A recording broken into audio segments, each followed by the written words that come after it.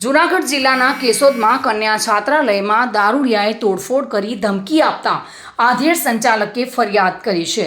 કેશોદ શહેર શૈક્ષણિક ક્ષેત્રે સારી શાળા કોલેજોના કારણે શૈક્ષણિક હબ બની રહ્યું છે, ત્યારે ગ્રામ્ય વિસ્તારના અનેક ગરીબ મધ્યમ વર્ગના પરિવારો પોતાના વહાલ સોયા બાળકોને અભ્યાસ માટે કેશોદ શહેર પસંદ કરવા લાગ્યા છે। ગ્રામ્ય વિસ્તારના અનેક ગરીબ મધ્યમ વર્ગના પરિવારો પોતાના વહાલ સોયા બાળકોને રહેવા જમવા અને અભ્યાસ કરી શકે તેવી સરકાર દ્વારા સહાય મેળવતી અને વિવિધ જ્ઞાતિ સમાજની છાત્રાલયોમાં અભ્યાસ અર્થે મોકલતા હોય છે, ત્યારે એક બનાવ સામે આવ્યો છે। કેશોદમાં કન્યા છાત્રાલયમાં દારૂડિયાએ તોડફોડ કરી ધમકી આપતા આધેડ સંચાલકે ફરિયાદ કરી છે। પ્રેમેન્દ્રભાઈ ઉગાભાઈ ખાણિયા આયા હું જૂનાવાસમાં રહું છું અને પૂર્વ પત્રકાર હતો અને અત્યારે છાત્રાલય છોકરીઓને ચલાવું છું।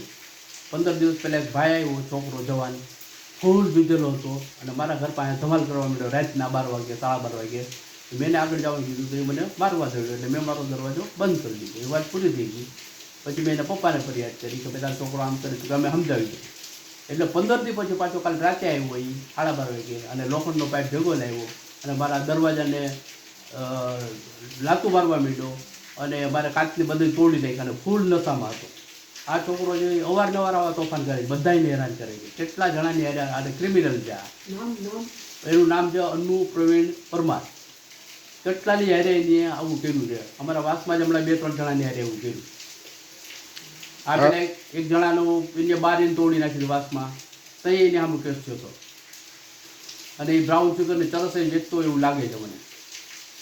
હા, આ અમારું જાનનું જોખમ છે, અમને મારી નાખવાની એને ધમકી આપી છે એટલે પોલીસ એને કાયદેસરની કાર્યવાહી કરે અને એને કાયદાનું ભાન કરાવે।